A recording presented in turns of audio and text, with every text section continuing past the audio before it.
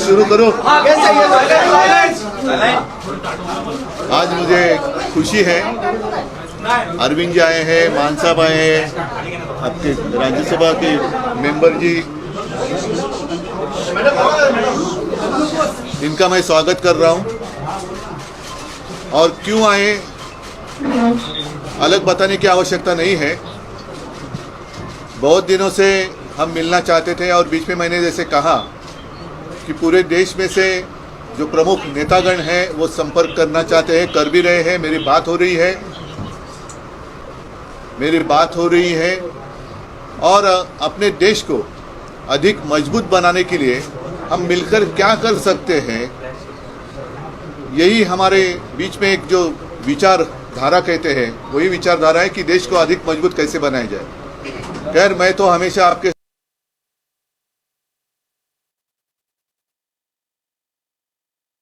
साथ बातें करते रहता हूं, आगे भी करूंगा, लेकिन मैं अरविंद जी को कहूँगा, विनती करता हूं कि अरविंद जी आप आए हो, आप बताइए। सब लोगों को मेरा नमस्कार।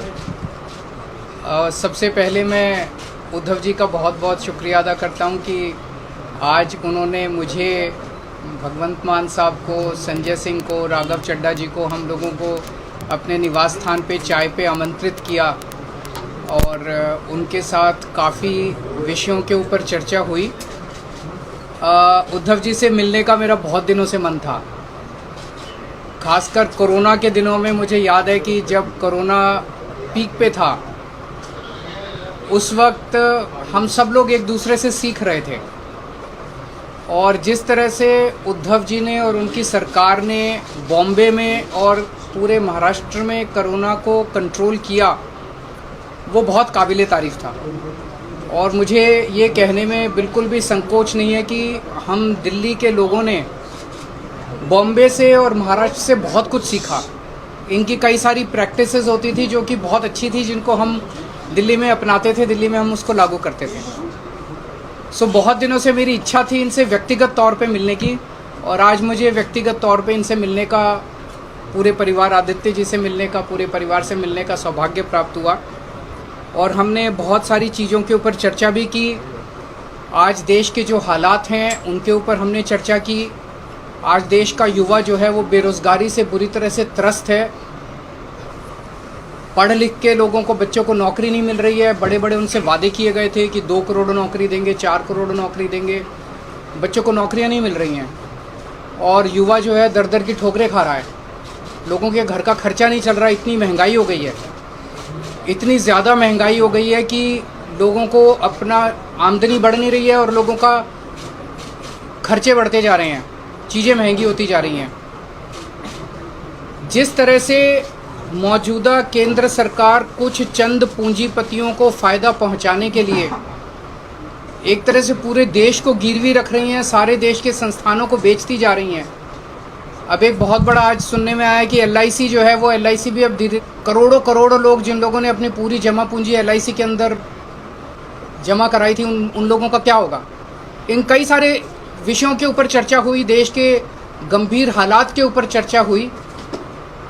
हमारा देश तभी आगे बढ़ेगा जब हम एक दूसरे से सीखेंगे। हमें एक दूसरे से लड़ना नहीं है, हमें एक दूसरे से सीखना है। इस देश की जितनी भी समस्याएं, उन सारी समस्याओं का समाधान कहीं ना कहीं देश के अंदर है, पर यह है कि हम आपस में मिलते नहीं हैं, आपस में चर्चा नहीं करते हैं। तो मुझे बहुत अच्छा है कि उद्धव जी से आज चर्चा हुई बहुत, और हम इसको अब आगे मिलते रहेंगे और इस रिश्ते को और आगे लेके जाएंगे। मैं मान साहब से निवेदन करूंगा वो भी 2 शब्द करें। आवाज आएगी।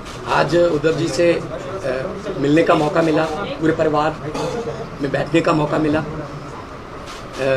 पंजाब और महाराष्ट्र का बहुत गहरा नाता है। आज़ादी के संग्राम में भगत सिंह पंजाब से थे तो राजगुरु ऊना से थे, तो वो इकट्ठे देश के लिए, आज़ादी के लिए लड़ाई लड़ रहे थे। तो वीर सूरमाओं की भूमि है महाराष्ट्र, और चंद्रशेखर आज़ाद के लिए लड़ रहे थे।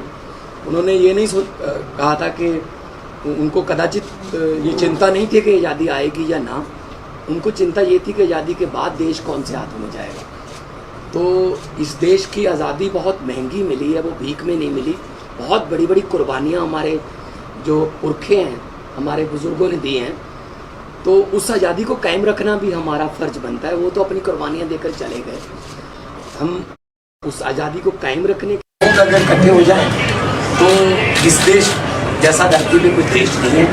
तो पूरे देश के 130 करोड़ लोगों का जो कल्याण कैसे हो, हर घर के चूल्हे को जो है वो आटा मिले, हर घर में आग जले, चूल्हे में रोजगार मिले और तरक्की हो, तंदुरुस्ती हो, इन मुद्दों पे बात हुई और अच्छा लगा। मैं धन्यवाद करना चाहता हूँ एक बार फिर उद्धव जी का और उनकी फैमिली का, तो उन्होंने हमें यहाँ बुला के मान सम्मान दिया। आप आते रहिए। अरविंद जी, बीएमसी चुनाव को लेकर कुछ बात हुई है क्या? आपकी पार्टी भी काफ़ी तैयारी कर रही है बीएमसी चुनाव लड़ने के लिए, इसके बीच पर कुछ बात हुई है?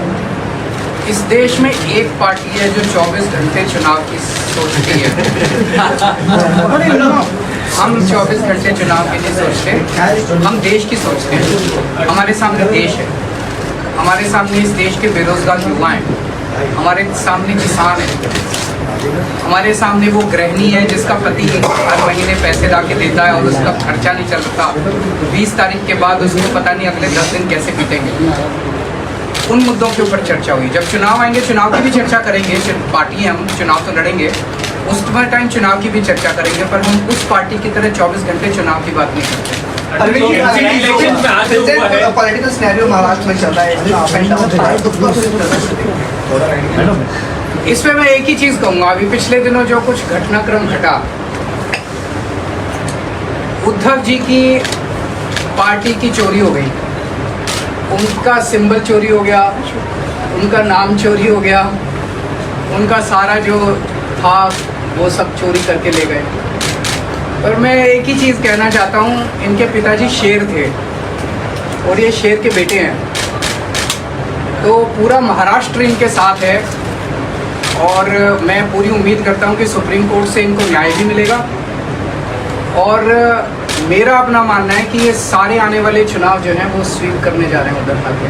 तो सर आप क्या सोच रहे हैं कि आने वाले समय में अगर महाराष्ट्र में चुनाव लड़ते हैं तो उद्धव जी के साथ आप अलायंस करेंगे, क्या सोच रहे हैं? जब चुनाव आएगा आपको सारी बातें बताएंगे। इलेक्शन को लेकर के आज बहुत कॉलेज देखने को मिला फिर से और कई फाइल भी हो गए, इस तरीके की खबर आई स्टैंडिंग कमेटी इलेक्शन। मैं क्या बताऊँ, ये तो आप उनसे पूछिए। गुंडागर्दी के सिवा उनको कुछ काम नहीं आता है। अगर वो इतना देश की जिम्मेदारी उन लोगों को दी हुई है, अगर वो देश के बारे में सोचें तो देश बहुत तरक्की कर सकता है। चारों तरफ गुंडागर्दी, चारों तरफ ये, इससे देश आगे नहीं बढ़ता। हम आपस में क्यों लड़ते हैं? हम आपस में इतनी गुंडागर्दी क्यों कर रहे हैं ये लोग? भाई जब दिल्ली की जनता ने 134 सीट हमको दी, 104 सीट उनको दी, तो मेयर तो हमारा ही बनना चाहिए। 2.5 महीने से मेयर ही नहीं बनाया, डिप्टी मेयर तो हमारा बनना चाहिए, स्टैंडिंग कमेटी तो हमारी होनी चाहिए, बना ही नहीं रहे, रोज लड़ते हैं। बताओ, मेयर का चुनाव कराने के लिए अगर हमें सुप्रीम कोर्ट जाना पड़ेगा तो ये तो दुख की बात है। अरविंद जी, एक सवाल ये था कि विपक्ष के नेता लगातार आरोप कर रहे हैं कि सेंट्रल एजेंसियों का इस्तेमाल किया जा रहा है। दिल्ली का सिनेरियो, महाराष्ट्र का सिनेरियो, इस विषय पे आपकी उद्धव जी से कुछ गंभीरता से डिस्कशन हुआ है? देखिए, कायर लोग इस्तेमाल करते हैं, ईडी और सीबीआई और ये सारी एजेंसीज का इस्तेमाल कौन करता है? कायर लोग करते हैं। करने दीजिए उनको, उन्हें हमसे डर लगता है तभी तो करते हैं। आपके घर ईडी नहीं आई, आपके घर सीबीआई नहीं आई, इनके घर आती है, मेरे घर आती है। परसों ये कह रहे हैं मनीष सिसोदिया को गिरफ्तार कर लें, हमें कोई फर्क नहीं पड़ता। जनता देख रही है। अंत पंत में सच्चाई की जीत होती है, झूठ झूठ होता है, सच्चाई की जीत होती है। भगवान मान जी, आपसे सवाल है, जिस प्रकार से पंजाब में हिंसा हुई है, नारा स्टेशन को जो है वो हाईलाइट कर लिया गया, उसके बाद वहाँ पर पुलिस वालों को भी पीटा गया, एक एफआईआर नहीं रजिस्टर हुई है, क्या कुछ कहेंगे? देखिए, आप लोगों के पास यहाँ गलत सूचनाएं हैं। लॉ एंड ऑर्डर पंजाब में कंट्रोल में है, पंजाब पुलिस सक्षम है और पंजाब का जो सोशल बॉन्डिंग है उसमें गोलियां भी चली 10 साल, बम भी फूटे, लेकिन पंजाब का जो भाईचारा है आपस में, वो लोग मिलकर रहना पसंद करते हैं। अमन शांति वाला हमारा स्टेट है और बहुत बड़ी बड़ी इंडस्ट्रीज़ अब वहाँ पे इन्वेस्ट करने लगी हैं, क्योंकि पहले किसी खास फैमिली के साथ एमओयू होता था, अब पंजाब के 3 करोड़ लोगों के साथ जो है वो एमओयू हो रहा है। पंजाब को नंबर 1 स्टेट हम बनाने में अपनी तरफ से हमारी गारंटी थी। जब अरविंद जी और हम सारी टीम चुनाव प्रचार कर रहे थे तब हम गारंटियाँ दे रहे थे, की गारंटी, कच्चे मुलाजिमों को पक्के करने की गारंटी, रोजगार की गारंटी। तो मैं तो मतलब यही कहूँगा कि लंबे सफ़र को मीलों में मत बांटिए, कौम को कबीलों में मत बांटिए। एक बहता दरिया है मेरा भारत देश, इसको नदियों और झीलों में मत। आप पे